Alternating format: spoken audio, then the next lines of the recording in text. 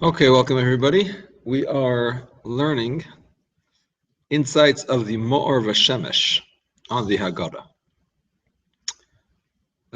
In case you want to know who the VaShemesh was, he was a Kleinamus Kalman Epstein, one of the youngest students of Rabbi Elimelech of Lezhensk, who was, of course, a student of the Maggid of Mizrich, a student of the VaShemesh. And he was the Rebbe in Krakow, and his great-grandson was Reb Kleinamus Kalman Shapiro, who was the author of the Eish Kodesh, the PSS Rebbe, who was killed during the Holocaust. So, in the VaShemesh, which is a very classic Hasidic sefer, he has some very nice insights on the Hagaddah. Rimzei Pesach, the Ramazim, the hints about Pesach, so we're going to learn some of them. And he starts with the first Mishnah in Tractate Psachim. Or la'arba asar, boidkin es hachametz la'or haner. On the evening of the 14th, we check for chametz by candlelight.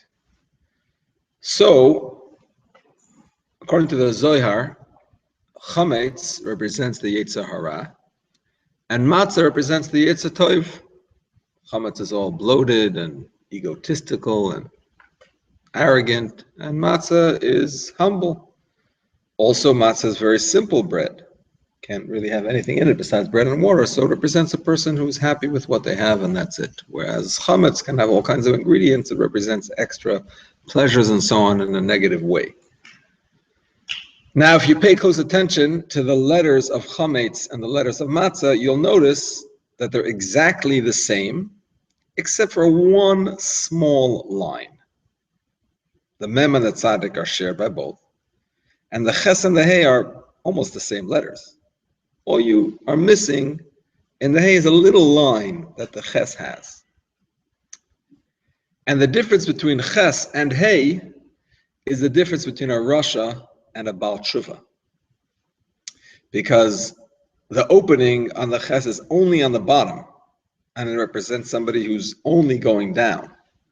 Whereas the hey has an opening on the top also. It represents a person who could go down, has the potential to go down, but no. He turns upwards, he goes out and up towards Hashem. Then there are people who start off, everybody starts off with an opportunity to be a hey, but unfortunately they make the wrong choices and they go down. And then Hashem closes up the hey and makes it into a ches. Because we know Hashem sometimes blocks a person from being able to do tshuva if he sins grievously. And then a person has to knock on the door of tshuva. Like we say in the Yom Kippur davening, HaPoseach shar ledoifke b'seshuva. That Hashem opens the gate to the ones who knock on it to do tshuva. This is the gate of the ches, which Hashem closed up, perhaps, and made it more difficult for a person to do tshuva. But a person who really wants can daven to Hashem, and Hashem can open it up and allow him to do tshuva. And as I mentioned, the difference between the ches and the hey is very slight, because it represents the fact that sometimes it's a very fine line between the Yetzer Tov and the Yetzer Hara. Sometimes it's very difficult to distinguish and to know, and you have to be very careful. You know, a person can have a machloikis l'shem shamayim. He's arguing, he's fighting for the sake of Hashem, and in his mind he's convinced that he's doing a mitzvah, and maybe he is, but it's also possible that he's doing a terrible sin. It's a very fine line. And the same thing with many other actions that could really be one way or the other. A person has to be very careful to do it in the right way. And this is in fact alluded to in the Medrash that says,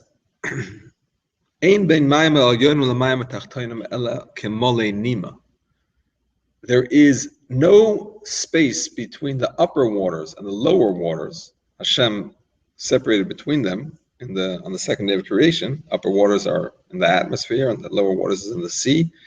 And there's only a mole nima between them, like a hair's breadth in between them. Physically, I don't know what that means exactly, but spiritually, what he says that means is the upper waters represents higher aspects of serving Hashem, and Ma'am Tachton represents lower pleasures and so on. It's very, very fine line between them in terms of knowing when you're doing something that is holy or something that is the opposite.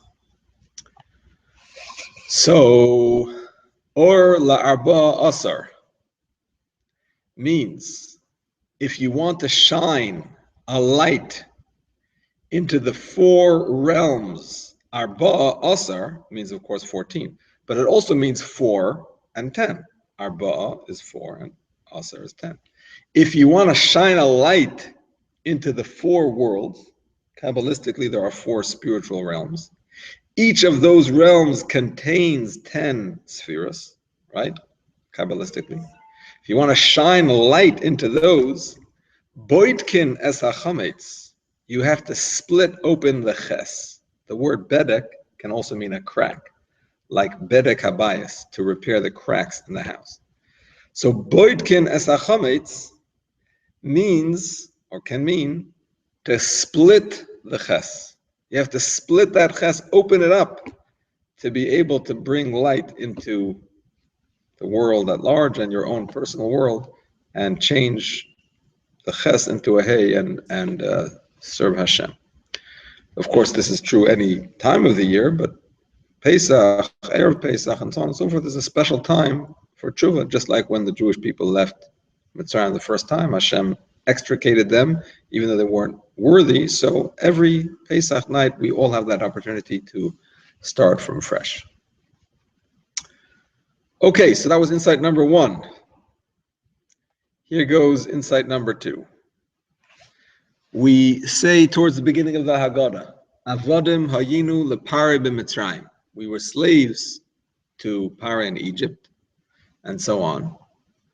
And had Hashem not taken our forefathers out of Mitzrayim, then we and our children, our grandchildren, would be mishubadim. How do you translate mishubadim? Yeah. Mishubadim? Yeah. Usually mishubadim means indebted. Eved, it's from the same word as Eved. We wouldn't be able to leave, but usually, like in Meshubad is somebody who owes something to somebody. Like in Talmudic language, Meshubadim is if you have property there's a lien on the property, so it's owed for something. Anyway, and then it says even if we're all chachamim, we all have a mitzvah to lesaper, to speak about Yetzias Mitzrayim. And then of course we read the story how the chachamim stayed up the whole night and the students came and said the time of the Shema has arrived. And then we go on to the 4 sons. So the Krak of a Rebbe ties it all together as follows. First of all, he says, why does the Hagaddah have to say that we would be slaves? If Hashem hadn't taken us out, of course we'd be slaves. That goes without saying. And second of all, why does it use the expression mishubadim? We would be indebted to Pare Mitzrayim. We would be slaves to Pare Mitzrayim. The truth is there are interpretations, I think it's Abba Barnell, who says that it means that Pare would have eventually let us out. You know, it's a different world today. There's very few countries that have slavery. But instead of being indebted to Hashem, we would have been indebted to Pare. So we would, of course, be a different sort of people. But he's looking for something deeper than that. Another point is that why is the mitzvah of the night of Pesach so focused on speech, on talking? We've had many miracles. Jewish people have been saved many times. And every time we celebrate it in different ways. We have Hanukkah a certain way, and Purim has a certain way, and so on and so forth. But on the night of Pesach, we specifically focus on speech, questions and answers and the whole thing. And in theory, you're supposed to stay up the whole night and discuss Yetzias Mitzrayim just like the sages did. So why is there such a focus on that? So he quotes the famous Medrash that says that the Jewish people were redeemed from Egypt in the merit of 3 things. We did not change our names. We did not change Leshoinam. How do you translate Leshoinam? Our language. Although technically, The word lashon, of course, means tongue. What do you mean redeem? Sorry? You said redeem. Redeem. Ligol. Huh? Ligol. Lihigael. We were redeemed. We were nigal. We were redeemed. You call it or you call Im Aleph. Redeemed means liot geulim, to be redeemed. Nigalim. So we were redeemed in the merit of these three things.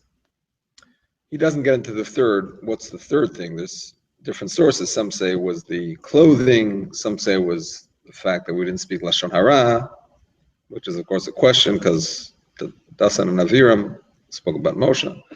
Some say it's about that there was no intermarriage and so on. I'm sorry? There was one case, but that was an exception. Anyway, but he focuses on the names and the Lashon, which is translated as the language. So first of all, he says, what does it mean? They only spoke Hebrew? Is that a fact? I mean, they lived in a society. They worked for the Egyptians. Certainly they spoke Egyptian, at least towards the Egyptians. And what is exactly the exceptional quality of not changing their names? It's not like it was a mitzvah. There's no mitzvah to keep the Hebrew names. They did keep it, but what's so special about it? So he quotes a Yerushalmi, which says, instead of davening that the words of Torah should enter you, daven that forbidden foods should not enter you. What does that mean exactly? Ad she'ata mitpalel sheyikansu b'cha divrei Torah, hitpalel shelo yikansu b'cha ma'achalot asurot. Instead of davening that the words of the Torah should enter you, daven that forbidden foods should not enter you. So here's what it is. נכון. וזה גם מטמא את דברי תורה, כמו שנראה. So here's what it is. We know that the world was created in the holy language of Hebrew. Hashem spoke in Hebrew to create the world. So that is the original language. In fact, all of the languages that we speak are just kind of outcroppings of Hebrew. Originally, everybody spoke Hebrew. That's what Adam Arishon spoke, right? That's why when he called Chava, ki hayta em kol chai. Adam, Adama, the original, understand, the original language was Hebrew. Everybody spoke that, and then it got broken up, 70 languages and so on, but the Hebrew is the source. So really, whenever we are speaking in any language, we're using the 22 letters of the Hebrew alphabet.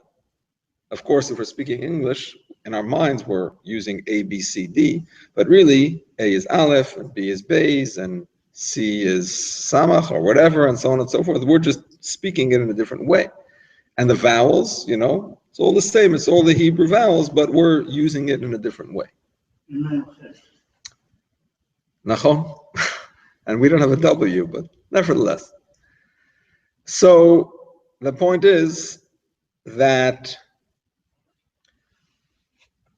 for a person to have a Lashon Kodesh, to have a holy tongue, means that he uses his mouth only in a holy way.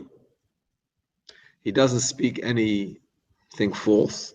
He doesn't speak Lashon Hara. He doesn't just make empty jokes, letzanut, and so on. And in this way, the physical organs of his mouth remain pure. And the same thing is as far as what he eats. A person who guards what he eats, is careful about what he eats, doesn't eat anything not kosher, or perhaps not kosher, a little bit not kosher, whatever it is. So he keeps his mouth, that whole system, all of the organs that are associated with it, he keeps them spiritually clean. And therefore, because they are clean, when he uses those same organs to do something holy, to daven, to learn, and so on, so they are fully focused on holiness. There is nothing that takes them away from holiness. They are completely in the realm and domain of holiness. If, God forbid, a person contaminates those organs with forbidden speech or with forbidden foods, so then he makes an opening that connects those organs with the negative side, with the side of the Sitra Achra. And then, unfortunately, anything that he speaks with that mouth and with those organs has a connection to the Sitra Achra, has a connection to the negative side. So, for example, you want to make a tremendous dish, you get all the best ingredients in the world together, you have it all in your kitchen, and then you use a bowl to mix it in that's dirty. So you contaminate all the good things just like that. So a person who is careful about his speech and about his food, he speaks Lashon Kodesh no matter what language he's speaking, because his tongue is holy. So everything he speaks is holy. A person who unfortunately contaminates those organs, so he's not speaking Lashon Kodesh no matter what language he speaks. He could speak Hebrew, Aramaic, Yiddish, Ladino. It's not going to make a difference because his tongue is contaminated. His Lashon, his physical Lashon is not holy. And this is also related to the names.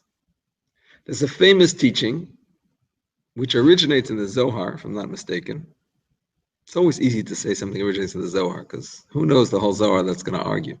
But if I'm not mistaken, it's in the Zohar. That a wicked person, when he passes away, does not even know his name. Ask him his name, doesn't know it. And that's where the Arizal says that before you finish Shemona Esrei, before the second Yula Ratzon, you're supposed to say a pasuk that is associated with your name. Either that it has your name in it, if you have a pasuk that has your name in it, or that starts with the same letter that your name starts with and finishes with the same letter your name finishes with. And a lot of Sidurim have it printed in the back. Very nice, very nice. So what's that about? What exactly does it mean that you forget your name? And what's important about that? So he explains based on what we're saying. The name that we get when we are babies, given to us by our parents, is not an accident. Everybody knows that the parents have some kind of prophecy, and they are actually giving the letters in the name that are like the kelim, that are like the vehicles, like the receptacles of the divine energy of the neshama for that person. So as long as the person is using the letters of the Aleph Beis in a holy way, his divine name given to him by Hashem as a receptacle for his neshama remains the same, remains unchanged. It's perfect, it's the same name. But unfortunately, if a Rasha, a person who is wicked, who defames those letters, so he ruins his name. He ruins those letters. They're not the same as they were when he got them. So that's why he forgets his name. So when we say that the Jewish people in Egypt did not change their tongue, literally their tongue is what he says it means. The language, yeah, we don't know. Maybe they spoke Hebrew, maybe they spoke Egyptian, they probably spoke both. That's not what's important, he says. What's important is that they didn't change their tongue. They were careful not to speak Lashon Hara, like the other Medrash says, with the exception of Dasan and Aviram. Generally, the Jewish people did not speak Lashon Hara, and so on and so forth with other negative speech, which is why they didn't change their names. Again, simple pshat is they actually kept Jewish names, Reuven, Shimon, and not whatever else.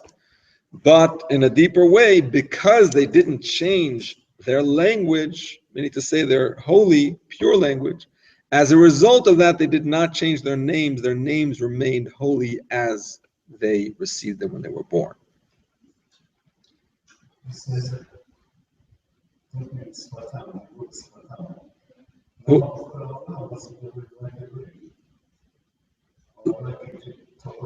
זה בדיוק מה שהוא אומר, זה לא השפה, זה הלשון.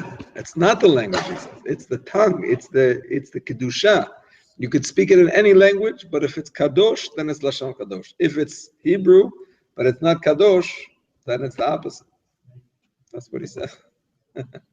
Yes.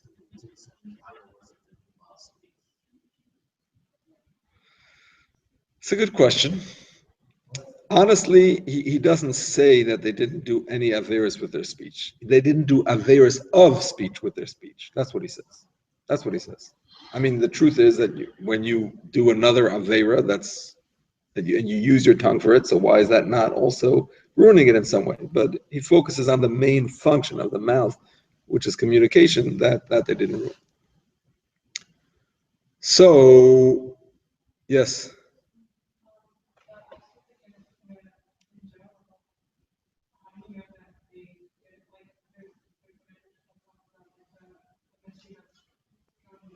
Yes.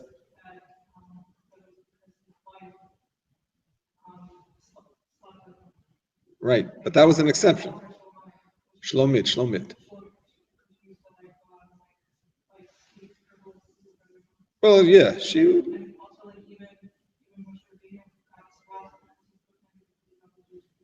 Right, so I'll take one at a time. As far as that is concerned, there's actually a Rashi on Chumash that says that this is an exception. The very fact that the Torah makes a big deal out of it, at least the Medrash, I mean, it's not explicit in the Chumash, but the fact that our tradition makes a big deal out of it means that it was not widespread. If it would be widespread, why are we singling out this specific woman? It was an unusual thing. And even this woman, she takes some heat because of the fact that she spoke to everybody. But on the other hand, the Egyptian actually tricked her because he sent the husband out and he made believe as if he was the husband. So it wasn't like a regular kind of. I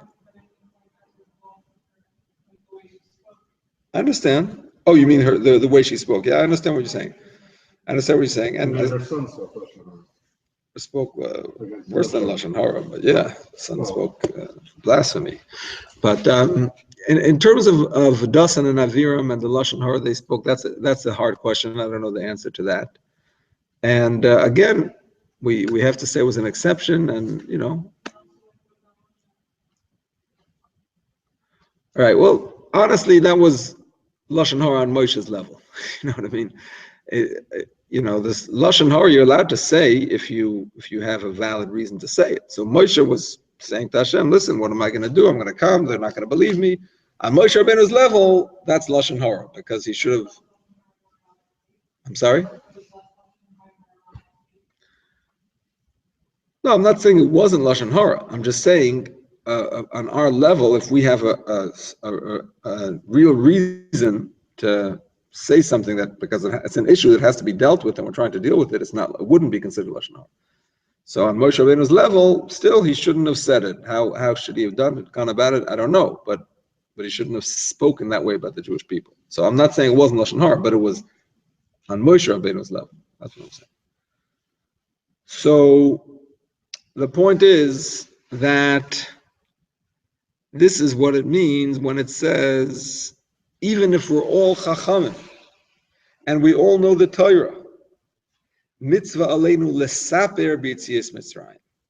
We have to shine with Yitzias Mitzrayim. The word saper is to speak, to tell, but it's also even sapir, a sapphire stone, a shining stone. What does it mean? A person can be a great Torah scholar, but is he 100% sure that his speech is pure? That he was careful with all the mitzvahs of speech? And if he wasn't, well then every time he learns Torah and every time he davens, perhaps he's also feeding the other side because his mouth was contaminated. So he has to therefore fix it. And the way we fix it is with the Seder night. The Seder night is the time that we can fix the speech of the whole year. Because just like when they were redeemed from Mitzrayim, I forgot to say a very important point. Paroi was trying to get the Jewish people to sin with their speech.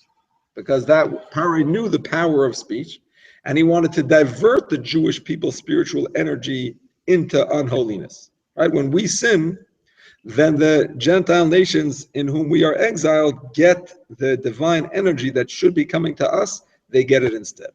Like Yitzchak said to Esau, when he falls down, you'll rise up. It's like a seesaw. Do you have an example from Paro trying to trick their speech? The way he says it, because I can't think of any examples right now, so I'll just tell you what he says. The way he says it is that what he tried to do is to make them work so hard that they wouldn't be able to use their speech in a holy way. In other words, they wouldn't be able to use it to daven properly, to learn properly, and so on. So kind of to tamp it down. He doesn't bring examples of how they tried to get them to sin, but how he tried to break the speech.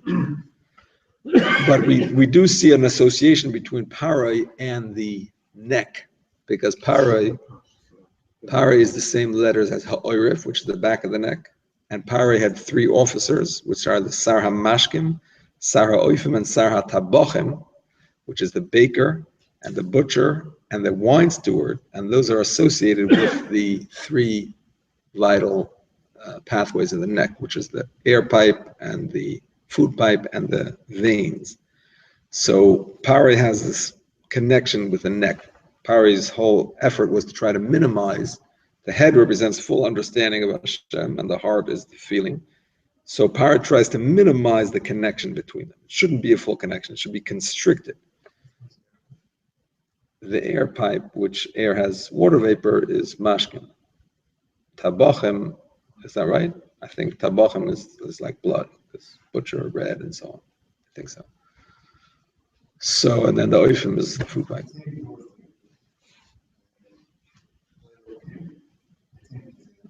Right. Right. Right. She freed herself from that. That's correct. So when the Jewish people left Egypt, so they were freed from that pressure, and it became a night from then on, which is called Pesach, that the mouth can now speak openly about serving Hashem in a positive way.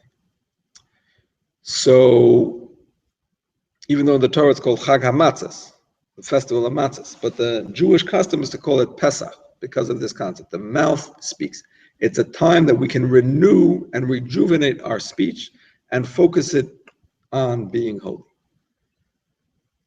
So he actually speaks Kabbalistically about Samaches and different letters of Hashem's name that come up with that. We'll leave that for now.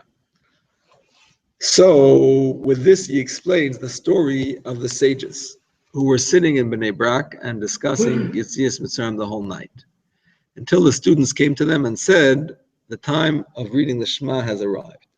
So what does it mean? The Shema, it says in the Gemara, is supposed to be Hashma la'oznecha ma she'ata motzi mipicha. Hear with your ears what you're saying with your mouth. What does that mean? That means that the Shema is supposed to impact you. What does it mean, hear with your ears? Of course you have to hear with your ears. It's not just about hearing. It's about integrating. The Shema is supposed to reach you. The meaning of the Shema is supposed to reach you. And the Shema is the most important declaration of the day. It's the most important word you say all day is the Shema, because those are mitzvahs aseh mid'oraisa. Benching is also d'oraisa, but you don't have to bench because you don't have to eat bread. But the Shema, twice a day, you must say the Shema. At least the first the first pasuk, according to all opinions, is d'oraisa. So that's the most important thing you can say.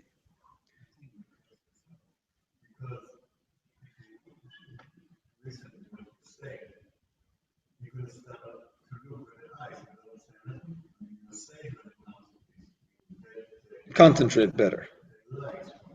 Right. I hear you. It reaches you more. So the point is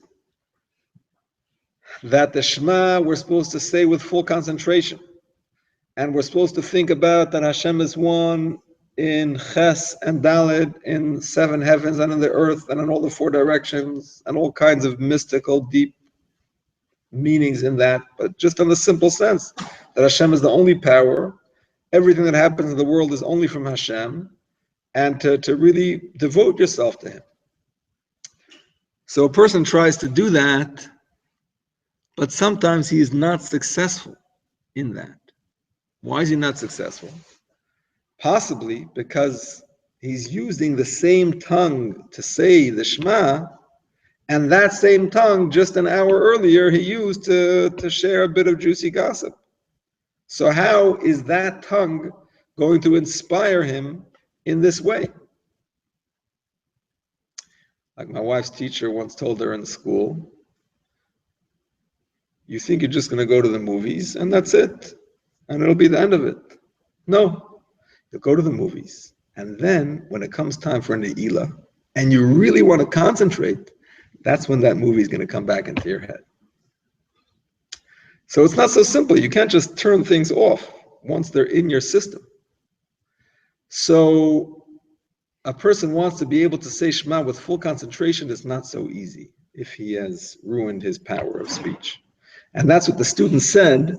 Now that we've heard your entire night of the Hagaddah and how you've really sapired, you've spoken, you've shined your speech, that has impacted us. And now we feel that we are ready to say the Shema with full concentration. Now we can actually say the Shema properly. Baruch HaMakom Baruch Hu, continuing on with the same theme into the next paragraph, he says, Baruch HaMakom, of course, HaMakom is one of the names of Hashem. It's one of the descriptive names of Hashem. Hashem is the place of the world. But he says it also means Baruch HaMakom Baruch Hu. If you want to praise Hashem, you have to first clean up the place which is your mouth, your tongue, your throat that you want to use to bless Hashem. You have to make it blessed. You have to make it a blessed place. Baruch HaMakom. Make the place of your mouth blessed, and then Baruch Hu, and then you can bless Hashem. And then he goes on to explain the four sons and how the whole back and forth of all the sons is all about the power of speech. But I'll just give you one of them, because some of them are a little bit Kabbalistic. But he says, the Rasha says,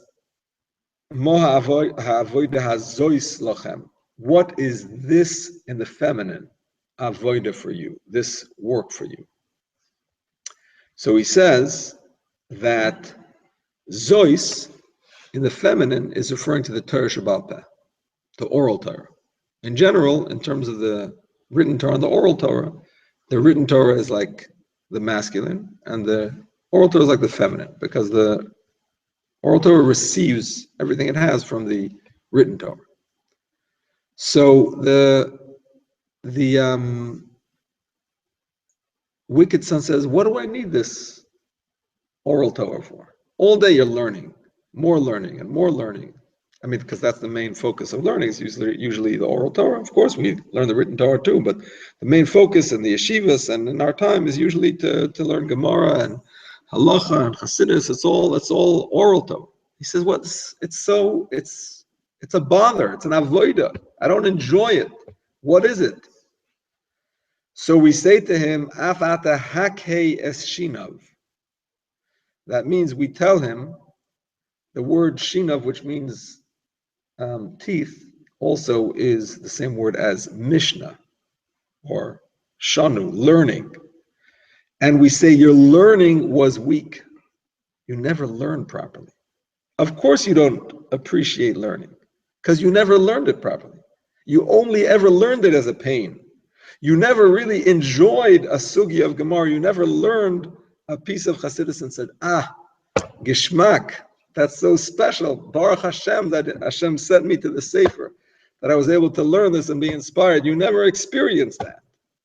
Why not? Because your speech was not redeemed. That's what we mean. Ilu haya sham le haya nigel. If you had been there, you wouldn't have been redeemed. Meaning to say, the way you are now, you couldn't have been redeemed from Egypt.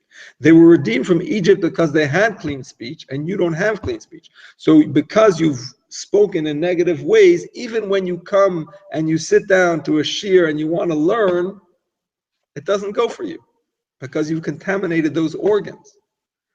So of course we don't We're not saying it just to make him feel bad. We're telling him this is the night that you can change that all and turn over a new leaf and use your speech in a positive way. All right. All that was thought number 2. Here comes thought number 3. Just have to find it. Give me a moment. Within a few years, we'll get to 100. So he says,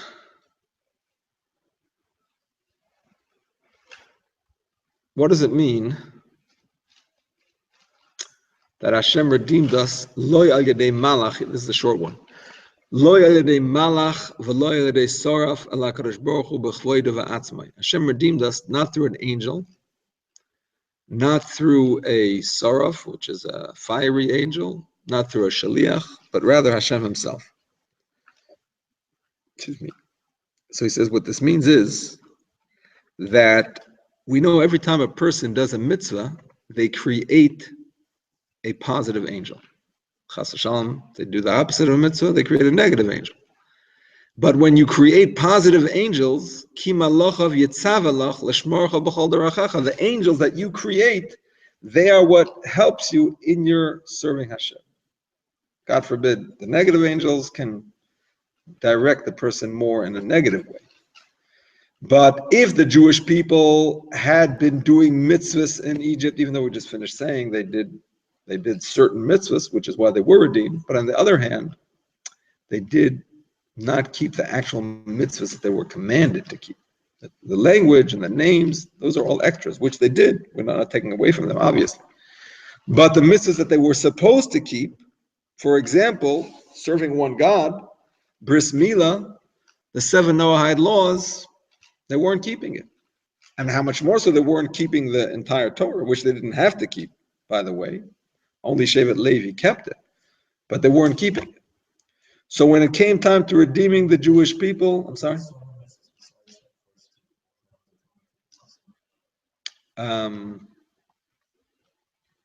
Actually, maybe they were. Well, I shouldn't speak badly about them. Shouldn't speak Lashon Hara. Maybe they were. Avodah Zarah, it says clearly they were not keeping.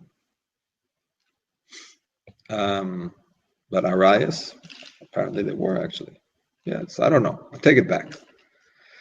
So the point is that when it came time to redeem the Jewish people, they were not worthy. Hashem had to take them out. That's the whole thing about Pesach, is that it was an unusual order of things. Usually we take one step, Hashem takes a corresponding step, and it goes back and forth. But here it started out completely from above. Then, of course, we had to work towards receiving the Torah with counting of the Omer and so on and so forth. But it started completely min hashamayim, esarusa d'le'ila, from above. So this is the meaning of Hashem redeemed us without a malach. It means without our own angels. We had not created any angels for this redemption. Hashem had to do it all by Himself. Okay. We had new mitzvahs before. Oh, He did give us 2 mitzvahs. We had Rosh Hashanah, Shabbat Hagadol, let's bring the Torah Pesach inside. Yes. We had several things to do before the Yes. So we did have certain angels that we were. Right. It actually does say that Hashem gave us. I mean, it says it in the Hagaddah.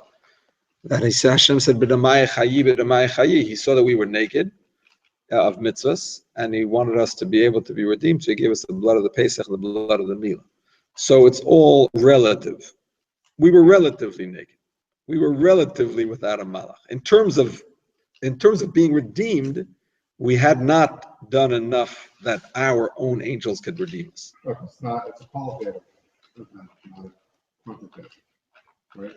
We saw one mitzvah, it's a das of not eating, slowly develops. So, I mean, we're keeping all that we had at that point. Right. No, but I'm saying in terms of being redeemed, Hashem had to do it alone. Even though we had some malachim, you're right, we did do some things.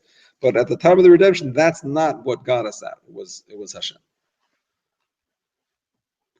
Okay, thought number 4. So this is about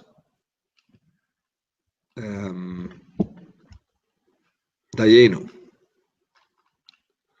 So we say, if Hashem had done this for this, would have been enough, would have been enough, it would have been enough. Alachas kama v'kama, how much more so? Oh, sorry, kama milas toves lamokim oleinu. How many good qualities for Hashem on us? Kama malas toves, how many good qualities? Lamokim for Hashem oleinu on us. That's what we say before Dayenu, that Hashem did all these things for us, and then we go and list them. So the language of this is a little bit difficult. Let me just find it inside.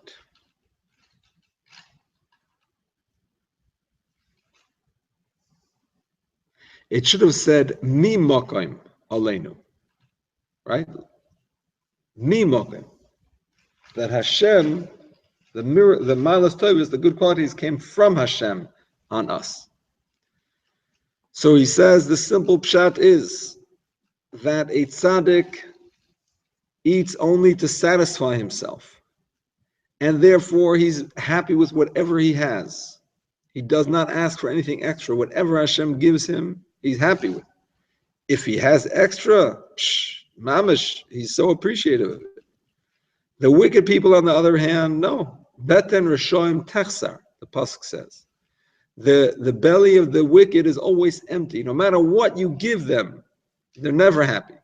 They want more. They should have given this, should have gotten that. Look at so and so and so on and so on. So this is what we say, Kama malas tovos lamokim oleinu. That the goodness that Hashem gives us is aleinu. It's beyond us. It's something that we're not deserving of.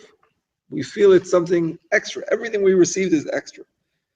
Because even if Hashem had given us whatever He gave us, in the Dayenu we list 15 things. But even with the first one, Dayenu, that's enough. We don't think we wouldn't have thought that we deserved more than that, and we would have been happy with that.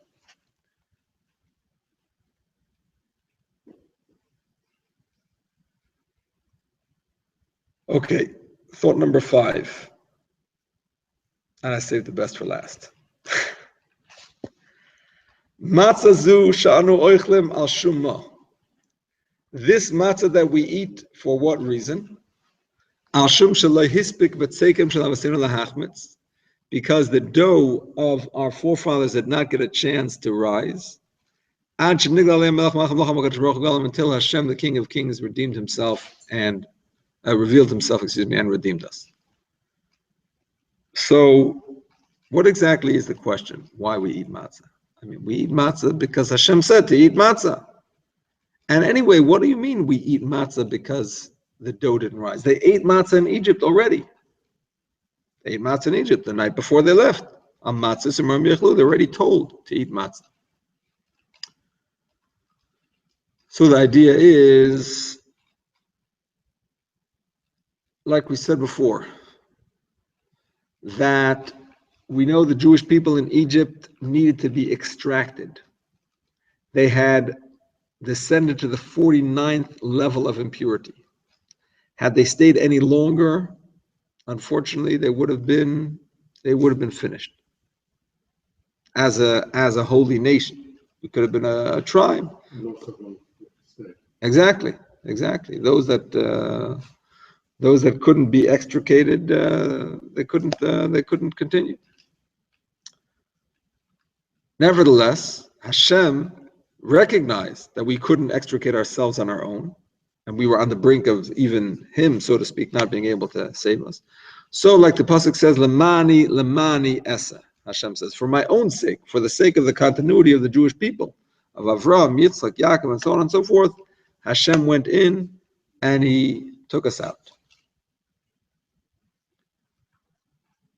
So the truth is that it's not just about Yetzias Mitzrayim. It's about every single mitzvah that we do. We think that we get the credit. Oh, I did such a mitzvah. Not so fast. Really, Hashem is the one who brought us to be able to do that mitzvah, put us in that situation, gave us that inspiration, gave us the training, and so on and so forth. Like Rabbi Elimelech of Lezhensk said, he's quoting his teacher, Halaluka ki toiv zamra elekenu, which means, in a simple sense, that it's good to sing to Hashem. However, Rabbi Elimelech says that what we're saying is zamra elekenu. Hashem is really singing. When we are singing, it's Hashem who's singing, because Hashem is the one who inspired us and brought us to this ability to be able to sing to Him. A proof to this is when the Jewish people left Egypt, so they packed up all their dough. They didn't have a chance to bake it. And when they came to their destination, Sukkos, right, from Ramses to Sukkos, they came to Sukkos, they still had their dough, and they had to bake it. I mean, it takes time to bake it. You got to find an oven, or even if you're building your own oven, you got to build your oven, you got to find wood, and you got to bake it. And by the time they were all finished baking their matzahs, it had not become chametz. How is that possible? It's actually impossible. Is that what it says?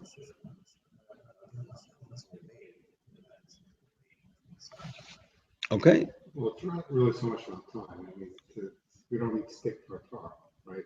To roast the Korban Pesach is at least 16 hours, and it's plenty of time to make chametz, right? In those 16 hours. Well, roasting, the Korban Pesach was the night before. They ate the night Pesach. The Korban Pesach they ate the night before. This is the next day. When they left the next day, they prepared dough to have for the desert. And when they came to Sukkot to bake it, and they didn't get a chance to bake it yet, they baked it on the first stop, and it hadn't become chametz. So we had matzah by the first Seder? We had matzah by the first Seder. We had matzah by the first Seder. But that's not why we eat matzah. We don't eat matzah because of that. We eat matzah because of this matzah. There was matzah by the first Seder for whatever reason. I don't know why. But we eat matzah for this reason. Well, that's what the Ibn Ezra says. That's a chiddush. It's a chiddush. The Ibn Ezra says that. I'm just saying, the Ibn Ezra says that, but it's a chiddush. A lot of people question it. Right, but that was because of the future. He saw that we would have a mitzvah, so we ate it. But the point is, even if you say it baked on from the sun, but it shouldn't, to bake it within 18 minutes before it rises by the sun, I don't know if that's a normal thing. I don't think it's normal. Okay, so that's even a miracle too. The point is, the only way that we can understand why the matzah did not turn into chametz is simple. Hashem did it. Hashem made it happen. So the point is, the Jewish people saw clearly that this action was Hashem's action. It wasn't their own action. It was Hashem's action. And we are supposed to use that as an example of all the mitzvahs that we do. We shouldn't give ourselves a pat on the back and say, oh, I'm such a tzaddik. We should look back at the matzah of the Jewish people in Egypt and say, it was Hashem. Same thing. What we did, it was Hashem. One second, this is an amazing word I have to say. Matzah zu she'anu oichlin, this very matzah that we're eating is the same as the matzah in the desert. Because how do you even open your mouth and put a piece of matzah in it? If you think about it, we're so careful on Pesach not to eat this and not to eat that and to check for this and check for that and clean this and right, hechsher, whatever. Matzah is so close to becoming chametz. It's flour and water and a few minutes here or there, if it's too hot or whatever it is, you're not pounding it enough, it becomes chametz. How do you have the chutzpah to open your mouth and to put matzah into it? Aren't you afraid it's an iser kares? It's such a severe violation, and even a small amount of chametz is forbidden. So how do you do it? So he says you have to trust in Hashem. That's the only way. And say to yourself, just like the Jewish people when they left Egypt, Hashem made sure that their dough remained matzah and didn't become chametz. I'm going to trust in Hashem. That doesn't mean I'm going to do it in my, in my own kitchen, trust in Hashem. I'm going to do it properly, and I'm going to get it from a good hechsher and whatever. But in the end of the day, I know every mitzvah I do is with Hashem's help, and I wouldn't be able to do it otherwise. The same thing with this matzah. I'm eating it because I know that Hashem helped that it should be matzah and not chametz. Yes. Yes. So I want to make sure I understand correctly. You're saying that just like, okay, so the first question was, what are you saying? There was plenty of time for those who rise. Right. But really it didn't rise, or it was an exception that it didn't rise. Exactly. You're saying it's not that it didn't rise because they didn't have time for it. Well, they did things quickly, but good Shabbos all the best. But to say that it was all within 18 minutes, that 600,000 men plus the women and children all traveled. So even if you say it was kanfei nesharim, but how do you build an oven and fire and within 18 minutes? I'm not saying they didn't do it quickly. They did quickly, but so quickly, it's a miracle. Even if you know what, maybe they did it quickly, but the fact that they could do it so quickly, that's also a miracle. So the situation was just like that it was really one section and not like something obvious to them. Right. That they were so that it was not that much. Right. So people in person thinking one time this should do his shtabut, but you should know that it's one section that he's mishkach. Exactly. Exactly. In general, when we do a mitzvah, we should know that Hashem helped us come to this mitzvah. It's not with our own strength. Exactly. Because I thought, because the reason why the first question was, I heard a totally different interpretation that for sure the Rosh Hashanah, that's why the matzah was, that it's the matzah. You're saying that it doesn't contradict, it's saying quickly that that's true, but even so. The fact that they could do it so quickly is a miracle. That was from Hashem. Yeah, for sure.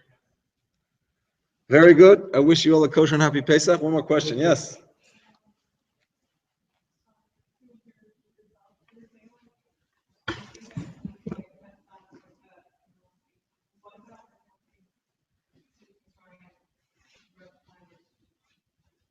I'm sorry?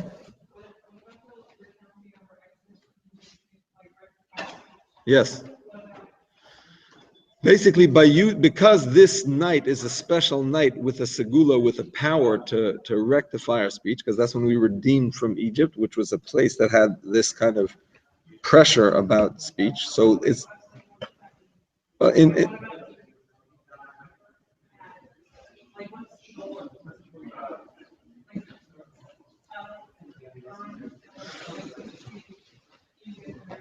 so the way he explains it is that the Jewish people in Egypt, it's not 100% clear in his words, but it seems that in Egypt, Paro recognized that the power of speech was very important, and he tried to get the Jewish people in whatever way to ruin that speech, and they didn't. They kept doing the right thing. They did not, and that in that merit they were redeemed, but the night of the Exodus represents the ability to use our speech 100% in a holy way without the pressure that Paro had, and so on. So every night, I'm sorry?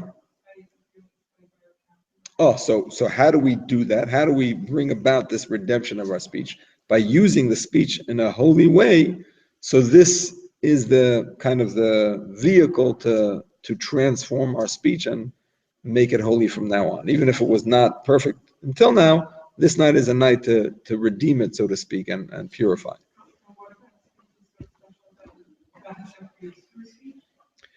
All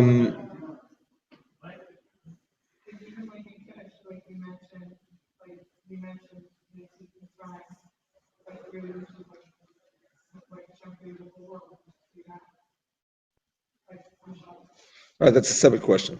One thing at a time. What about speech is so special? I mean, in terms of what he's saying here, what he focuses on is the fact that the speech is there are so many important mitzvahs that we do with speech. So when we have a pure organs of speech, then those mitzvahs are done in the most powerful way. Whereas if our organs of speech are contaminated, then that contaminates those mitzvahs.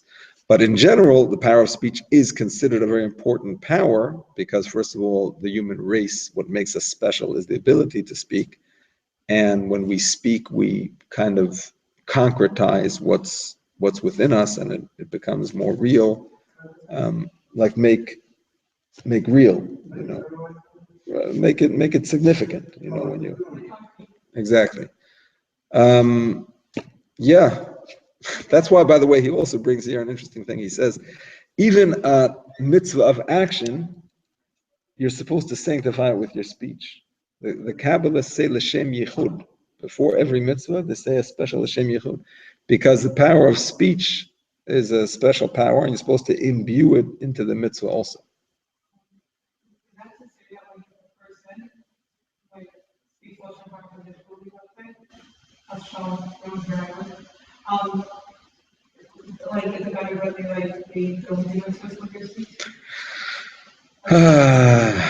It's a difficult question.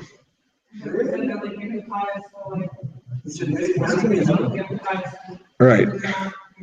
It's a difficult question. On the one hand, it says in the pasuk, "Ula Rasha Amar Elikim Malacha L'Saper Chukai." Hashem says to a wicked person, "Why are you speaking about my mitzvahs?" Like when a Rasha learns Torah, Hashem is kind of angry at him because he's bringing over the Torah into negative energy. On the other hand, it says that a person who does that, when he does tshuva, will redeem all of that. So therefore, it's probably better that he learns Torah, even though temporarily he's adding energy to the negative side, but hopefully he'll do tshuva and redeem it all.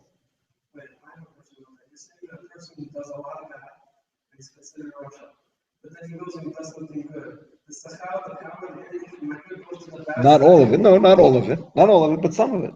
That's what it says. But he's still connected to the bad. He didn't disconnect. He didn't do tshuva. If he did tshuva, to the extent that he's connected, to that extent, I don't know, Hashem decides, but I'm saying the more he's connected to the bad, the more of it is diverted to the bad. The less connected, the less there is. So.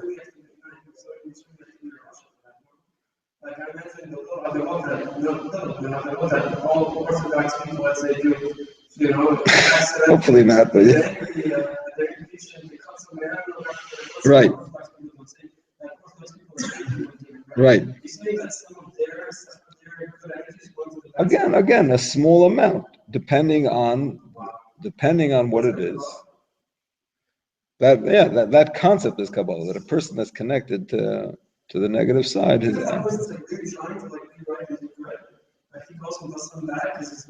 Listen, these are things that only Hashem decides, and Hashem knows his efforts. Hashem knows his efforts, and if he deems that he's working hard, maybe Hashem diverts it all. You know what I mean? I'm not the one to decide. Yes. Is given the ability to speak. Yes. Which is superior to the animal. Yes. But Hashem says, if you use it, if you don't hold your word, you're less than the animal. Yes. My question is, did he say that to the woman as well? Why not? Why not? Because the woman can change her mind, and your husband has to understand. He has to zip it. That's for Shalom Bay's class for another night. Oh, so it doesn't exist. I didn't say it doesn't exist. It's another question. Okay, yes. Yes.